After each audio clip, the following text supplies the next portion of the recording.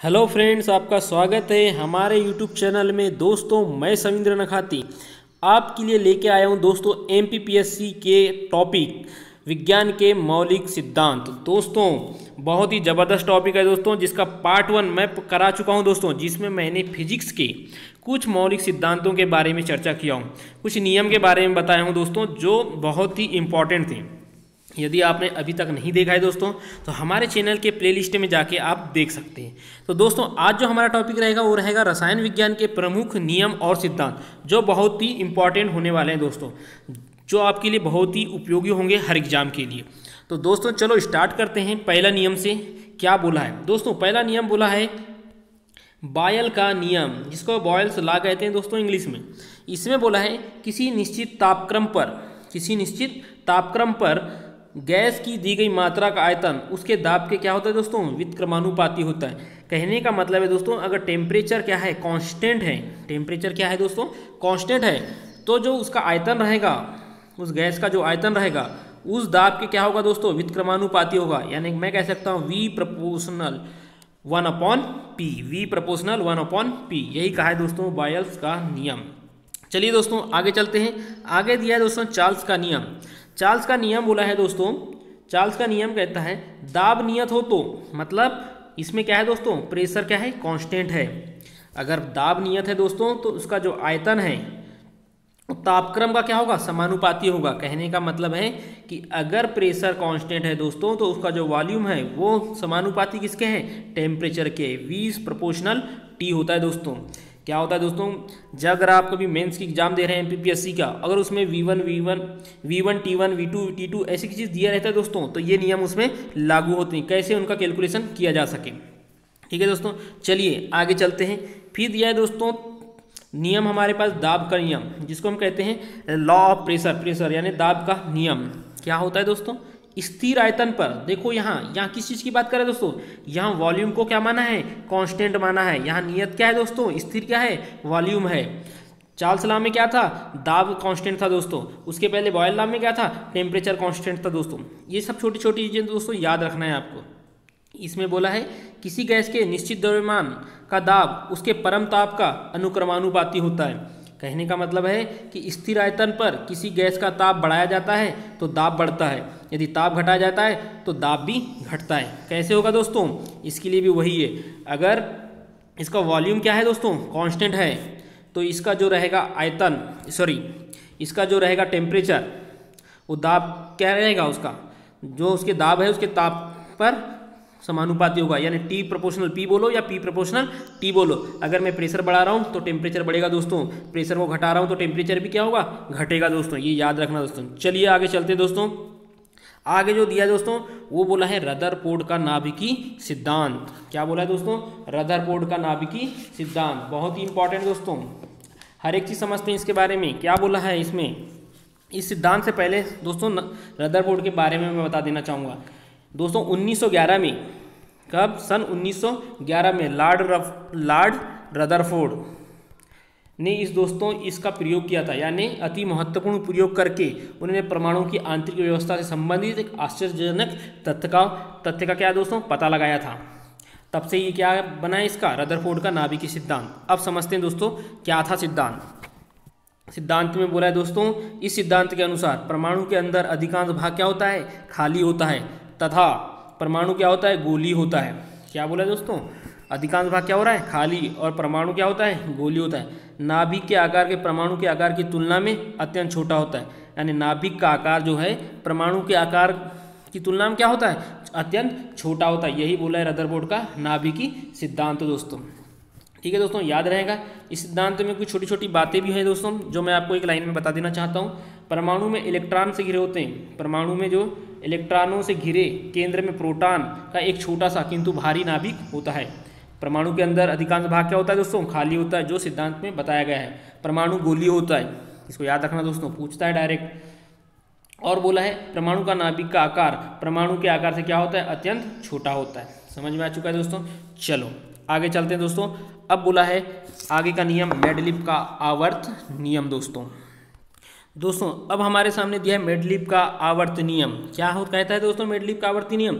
यदि तत्वों को उनके बढ़ते हुए परमाणु भारों के क्रम में सजाया जाए तो उनकी एक निश्चित संख्या के बाद लगभग समान गुण वाले तत्व पाए जाएंगे। कह रहा है कि इन परमाणु क्रमांकों को सजाया जाए, परमाणु भारों के क्रम में सजाया जाए तो कुछ निश्चित संख्या के बाद लगभग समान गुण वाले तत्व पाए जाएंगे। मेडलीव का आवर्त का नियम दोस्तों इन्होंने कब बताया था? 19वीं शताब्दी में। 19वीं शताब्दी के मध्य में एक रशियन वैज्ञानिक से दोस्तों D.I. मेडलीव, उन्होंने इसका एक अध्ययन किया था और उसके द्वारा उन्होंने मेडलीव के एक आवर्त का नियम बताया दोस्तों। इसमें हुआ क्या था दोस्तों? तत्वों के भौतिक, क्या दोस्तों, तत्व जो होते हैं, क्योंकि तत्वों के उनको परमाणु भारों के अनुसार जमाया था दोस्तों, तो तत्वों के भौतिक तथा रासायनिक गुण परमाणु भारों के आवर्त फलन होते हैं। इस सिद्धांत के अनुसार यही बताया था कि उनके भारों को क्रम में सजाएंगे तो कुछ निश्चित संख्या के बाद क्या होगा? समान गुण वाले तत्व पाए जाएंगे। ये बोला था दोस्तों मेडलीव का आवर्त नियम। चलिए दोस्तों अब आधुनिक आवर्त नियम क्या बोल रहा है? दोस्तों आधुनिक आवर्त नियम तत्वों को भौतिक एवं रासायनिक गुण उनकी परमाणु संख्या के आवर्त फलन होते हैं बोला है दोस्तों, और उसमें क्या बोला था? उनके भारों के आवर्त फलन होते हैं और यहाँ पे परमाणु संख्या। बस दोस्तों मेडलीव और मेडलीव का जो नियम है और आधुनिक आवर्त के नियम में यही अंतर है। उनमें परमाणु भार का आवर्त फलन बोला था और इसमें परमाणु संख्या का आवर्त फलन बोला था, बस यही अंतर है दोस्तों। ये जो आधुनिक आवर्त है ये किसने दिया था? मोसले ने दिया था दोस्तों। कौन से सन में दिया था? 1913 में। और वो कब था दोस्तों? 1911 में। बस यही चीज़ है दोस्तों। चलिए दोस्तों आगे चलते हैं। अब हमारे पास है गैसों का गति सिद्धांत। दोस्तों मैंने इसको पार्ट 1 फिजिक्स में भी बता चुका हूँ, लेकिन एक बार और समझिए दोस्तों कि होता क्या है। होता क्या है दोस्तों? तो दोस्तों गैसों का गति सिद्धांत मतलब गैसों के बारे में बताया गया है दोस्तों। इसमें क्या बताया गया? गैसों के सिद्धांत। सन 1860 में दोस्तों, सन 1860 में जेम्स बर्नौली ने, सॉरी दोस्तों 1738 में जेम्स बर्नौली ने किया था दोस्तों गैसों के गति सिद्धांत के बारे में जानकारी प्राप्त की थी दोस्तों। और इसमें बताया था यदि किसी घनाकार बर्तन में रखा जाए गैस का दाब, यदि किसी घनाकार बर्तन में रखा जाए तो गैस का दाब गैस के द्वारा उत्पन्न दाब के क्या होता है? बराबर होता है दोस्तों। ठीक है दोस्तों, जो गैस के बर्तन पर इकाई क्षेत्रफल, गैस की बर्तन की दीवार के इकाई क्षेत्रफल पे सेकेंड में उत्पन्न की जाती है दोस्तों। ये बताया था गैस का गति सिद्धांत। किसने बताया था? जेम्स बर्नौली ने बताया था। इसमें हुआ क्या है दोस्तों? इसके एक दो पॉइंट आप वन लाइनर में समझ सकते हैं कि प्रत्येक गैस जो दोस्तों, प्रत्येक जो गैस है, प्रत्येक गैस एक समान द्रव्यमान एवं आयतन वाले सूक्ष्म कणों से बनी होती है। सीधी सी बात है कि समान द्रव्यमान और आयतन वाले कणों से बनी होती है, जिन्हें हम क्या कहते हैं दोस्तों? अणु कहते हैं। गैस के अणु क्या होंगे दोस्तों? गोली होंगे, ये भी याद रखिए दोस्तों। तथा पूर्णतः क्या होंगे? प्रत्यास्थ होंगे। परस्पर टकराने के बाद उनकी गतिज ऊर्जा में कोई कमी नहीं आती। ये सब किसके अंदर है दोस्तों? गैसों के गति सिद्धांत, यानी गैसों के अणुओं के बारे में, कैसे वो गति कर रहे हैं, कैसे टकरा रहे हैं, क्या कमी आ रही है, क्या नहीं आ रही है, ये बताया दोस्तों। चलिए दोस्तों आगे चलते हैं।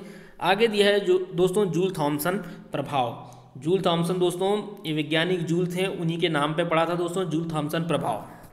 इसमें बोला है किसी प्रभाव को किसी दबाव के अंदर किसी छिद्र युक्त माध्यम से मुक्त रूप से फैलाने दिया जाए तो गैस के तापमान में अंतर जूल थॉमसन प्रभाव कहलाता है दोस्तों। और ये कहाँ यूज होता है? शीतलन में प्रयुक्त होता है। हमने दोस्तों न्यूटन का शीतलन नियम भी बता चुका है, आप हमारे पार्ट 1 में देख सकते हैं दोस्तों किस तरीके से होता है। इसमें बोला है कि यदि किसी दबाव के अंदर और छिद्र युक्त कर दिया जाए और उससे फैलने दिया जाए तो तापमान में अंतर आता है दोस्तों। यही क्या कहलाता है? जूल तापमान का जूल थॉमसन प्रभाव। और ये कैसे यूज हो रहा था दोस्तों? मैंने आपको बता चुका था कि यदि 90 डिग्री से लेकर 80 डिग्री के बीच अगर मान लो टेम्परेचर दिया है और कम हो रहा है तो इसको कम समय लगेगा। किसके कंपेयर में? 40 से अगर 30 डिग्री से में बदल रहा है दोस्तों, इसके कंपेयर में इसका समय कम लगेगा। ठीक है दोस्तों, चलिए आगे चलते हैं दोस्तों। फिर दिया है हमारे सामने पास्कल्स लॉ। पास्कल्स लॉ क्या होता है दोस्तों? ये इसके मैंने एग्जाम्पल बहुत अच्छे से बता चुका हूँ, एक बार फिर से आपको बताऊंगा दोस्तों। संतुलन में द्रव का दाब चारों तरफ क्या होता है? बराबर होता है। जैसे कि मान लो कोई इस तरीक़ा से रखा है और मैंने यहाँ पर दबाव दे दिया दोस्तों, तो द्रव के प्रत्येक बिंदु पर क्या होता है? इसका जो प्रभाव रहेगा, दबाव रहेगा, चारों तरफ क्या होगा दोस्तों? बराबर होगा। इसके एग्जाम्पल क्या बताया था दोस्तों मैंने? Hydraulic brake, hydraulic lift, hydraulic press. ये जो दोस्तों ये जो एग्जाम्पल बताया था ये किसके हैं? पास्कल लॉ पे। एग्जाम में पूछता है हाइड्रोलिक लिफ्ट किसके सिद्धांत पे काम करता है, तो आप क्या लगाओगे दोस्तों? पास्कल के नियम पर। ठीक है दोस्तों, आगे चलो। फिर बोला गया हुक का नियम। हुक्स का नियम क्या बोलता है दोस्तों, हुक्स का लॉ कहता है दोस्तों कि प्रत्यास्था सीमा के अंदर, मतलब प्रत्यास्था सीमा के अंदर दोस्तों एक लिमिट का एक डायग्राम बनता है, स्ट्रेस और स्ट्रेन, जिसको हम प्रतिबल और विकृति कहते हैं दोस्तों। इसके बीच में जो होता है प्रत्यास्था सीमा के अंदर, एक डायग्राम के द्वारा समझ सकते हैं आप कि इसके अंदर में जो एक लिमिट रहती है दोस्तों, उसमें जो प्रतिबल है वो समानुपाती होता है दोस्तों विकृति के। किसके होता है? विकृति के। यही होता है दोस्तों हुक्स लॉ। अगर मैं प्रतिबल बटे विकृति कर दूं और जब समानुपाती को हटाऊं और प्रतिबल बटे विकृति कर दूं तो एक हमें प्रत्यास्था गुणांक प्राप्त होता है दोस्तों। ठीक है दोस्तों, बस चलिए आगे चलिए दोस्तों। तो दोस्तों अब केपलर के ग्रह का गति का नियम क्या बताता है दोस्तों? सूर्य के चारों ओर चक्कर लगाने वाले ग्रहों का पथ दीर्घवृत्तीय या अंडाकार होता है, ये बोलता है दोस्तों केपलर का गति का नियम। इसमें कुछ नियम बताया गया दोस्तों, जैसे कि आप समझ सकते हैं, जैसे कि बताया गया दोस्तों प्रत्येक ग्रह का क्षेत्रीय वेग, जो प्रत्येक ग्रह है दोस्तों उसका जो क्षेत्रीय वेग होगा, क्षेत्रीय वेग मतलब उसका जहाँ पर वो गति करता है दोस्तों, उसका जो होता है क्षेत्रीय वेग वो नियत रहता है। क्या रहता है दोस्तों? नियत रहता है, कांस्टेंट रहता है। ठीक है, प्रत्येक ग्रह सूर्य के चारों ओर दीर्घवृत्ताकार में गति करते हैं, ये भी याद रखिए दोस्तों। उसके बाद बताया गया दोस्तों कि सूर्य के चारों ओर एक ग्रह चक्कर जितना समय लगता है, सूर्य के चारों ओर क्या लगा रहे? सूर्य के चारों ओर चक्कर कौन लगाते हैं दोस्तों? ग्रह लगाते हैं। और उपग्रह ग्रह के चारों ओर चक्कर लगाते हैं दोस्तों। जितना समय लगता है उसका परिक्रमण काल क्या कहलाता है दोस्तों? टी कहलाता है। ठीक है दोस्तों, चलिए अब बताया दोस्तों आर्किमिडीज का सिद्धांत। क्या बोला है दोस्तों आर्किमिडीज का सिद्धांत? किसी द्रव में डूबे हुए ठोस पर लगा ऊपरी मुखी बल ठोस द्वारा हटाए गए द्रव के भार के बराबर होता है। कहने का मतलब है दोस्तों, अगर मान लो यहाँ कोई भी वस्तु को आंशिक रूप से या पूर्ण रूप से डुबाया जाता है तो उसके एक आभासी भार में क्या आ जाती है दोस्तों? कमी आ जाती है। मैंने एक एग्जांपल देके बता रहा हूँ दोस्तों, जैसे कि अगर कुएं में पानी भरा हुआ है और हम कोई बाल्टी को डुबाया जाता है और उसको बहुत गहराई तक छोड़ा जाता है और धीरे धीरे बाल्टी को खींचा जाता है दोस्तों, तो कुछ दूरी तक जहाँ तक वो पानी में डूबी है वहाँ तक हमें बाल्टी कैसी महसूस होती है? हल्की, यानी उसके जो द्रव्यमान में हमें कमी महसूस होती है। लेकिन दोस्तों कमी होता नहीं है, वो आभासी कमी कहलाती है दोस्तों। और जैसे ही पानी से ऊपर आती है पानी से भरी बाल्टी, तो हमें फिर पानी का वेट क्या लगना है दोस्तों? भारी लगने लगती है हमें बाल्टी। यही बोला है दोस्तों आर्किमिडीज का सिद्धांत। चलिए दोस्तों, उसके बाद बोला है कूलाम का व्युत्क्रम वर्ग का नियम। कूलाम के व्युत्क्रम वर्ग का नियम दोस्तों होता क्या है कि समान आवेश परस्पर प्रतिकर्षित और असमान आवेश आकर्षित होते हैं। समझते दोस्तों? आवेश बोले तो Q1 Q2 ले सकते हो आप, दो आवेश हैं। अगर ये समान आवेश हैं तो समान आवेश है तो प्रतिकर्षित करेंगे और असमान है तो आकर्षित करेंगे। दो आवेशों के बीच की क्रियाशील आकर्षण प्रतिकर्षण बल उनके गुणनफल के समानुपाती होता है। यदि मैं कोई बल लग रहा है दोस्तों, आप समझ सकते हो, यदि कोई बल लग रहा है तो ये उनके आवेशों के गुणनफल के समानुपाती होगा और इन आवेशों के बीच की दूरी के वर्ग के व्युत्क्रमानुपाती होगा दोस्तों। यही बोला है कूलाम के व्युत्क्रम वर्ग का नियम। व्युत्क्रम वर्ग का मतलब कि जो बल लगा जा रहा है उन आवेशों के बीच की दूरी के वर्ग के व्युत्क्रमानुपाती होता है, इसलिए इसे कूलाम का व्युत्क्रम वर्ग का नियम कहते हैं। समझ में आया दोस्तों? चलिए आगे चलते हैं। आगे बोला है ऊर्जा संरक्षण का सिद्धांत। बहुत ही अच्छा है दोस्तों। इसमें क्या बताया है, बहुत ही इंपॉर्टेंट है दोस्तों। ऊर्जा को ना तो निर्माण होता है ना ही विनाश। एक बात याद रखिए दोस्तों, ऊर्जा को ना हम उत्पन्न कर सकते हैं ना ही विनाश करते हैं, जबकि इसको एक स्थान से दूसरे स्थान तक क्या किया जा सकता है दोस्तों?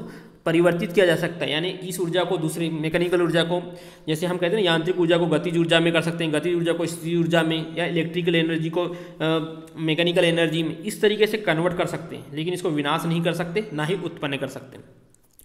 इसमें क्या होता है दोस्तों, पिंड की कुल ऊर्जा हमेशा नियत रहती है। यानी यही कह रहे हैं कि ना तो निर्माण हो रहा है ना विनाश हो रहा है, मतलब क्या रहेगा? नियत रहेगी।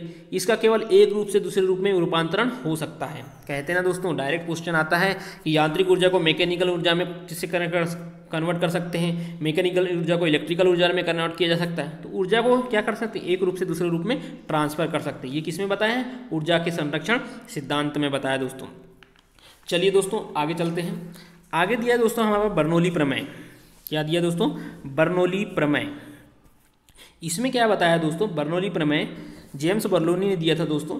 जब कोई संपीड़ित संपीडी और असान्य द्रव अर्थात आदर्श द्रव किसी धारा रेखी प्रवाह में बहता है, किसी नली में धारा रेखी प्रवाह में बहता है, उसके मार्ग के प्रत्येक बिंदु पर एकांक आयतन या एकांक द्रव्यमान कुल ऊर्जा क्या होती है दोस्तों, नियत होती है। यानी मैं कह सकता हूँ ऊर्जा संरक्षण का सिद्धांत इसमें बर्नौली प्रमेय में क्या हो रहा है, लागू हो रहा है। क्यों हो रहा है, क्योंकि इसमें ऊर्जा क्या है दोस्तों, नियत है। आप बर्नौली का एक डायग्राम के माध्यम से समझ सकते हो, जैसे कि इस तरीके का एक डायग्राम होता है दोस्तों बर्नौली इक्वेशन का। जब यहाँ से कोई पानी का द्रव बह रहा है, एकांक क्षेत्रफल से जा रहा है यहाँ और फिर इधर भी बह रहा है, तो दोस्तों यहाँ जो ऊर्जा है, यहाँ जो ऊर्जा है, यहाँ जो ऊर्जा है, वो सब जगह क्या है दोस्तों, नियत है। इसका एक इक्वेशन याद रखिए दोस्तों, हमेशा पूछता है, कभी कभी आ गया कि ये किसका है तो आप बता सकते हैं कि ये बर्नौली इक्वेशन है। तो दोस्तों P plus 1/2 ρv² plus ρgh बराबर कांस्टेंट। मतलब यहाँ है दोस्तों दाब यानी प्रेशर की बात चल रही है, गतिज ऊर्जा की बात चल रही है और स्थितिज ऊर्जा की बात चल रही है। तो ये सब क्या है दोस्तों, नियत रहते हैं। समझ में आ गया दोस्तों। तो दोस्तों ये था हमारा रसायन के कुछ मौलिक सिद्धांत, जिसको मैंने बता चुका हूँ दोस्तों। पार्ट 1 में मैंने भौतिक विज्ञान के कुछ मौलिक सिद्धांत बताया था, पार्ट 2 में दोस्तों मैंने रसायन विज्ञान के बताया हूँ। इसी तरह दोस्तों पार्ट 3 आएगा, जिसमें मैं जैव विज्ञान यानी अपने जीव विज्ञान के कुछ मौलिक सिद्धांत और उनके कंसेप्ट बताऊंगा, जो आपको MPPSC एग्जाम में बहुत ही फायदेमंद होने वाला है दोस्तों। तो दोस्तों हमारा वीडियो कैसा लगा आप कमेंट करके बताइए, लाइक करें, ज़्यादा से ज़्यादा शेयर करें दोस्तों। और आपने अभी तक हमारे चैनल को सब्सक्राइब नहीं किया है दोस्तों तो प्लीज़ सब्सक्राइब कर लिए। ठीक है दोस्तों, धन्यवाद।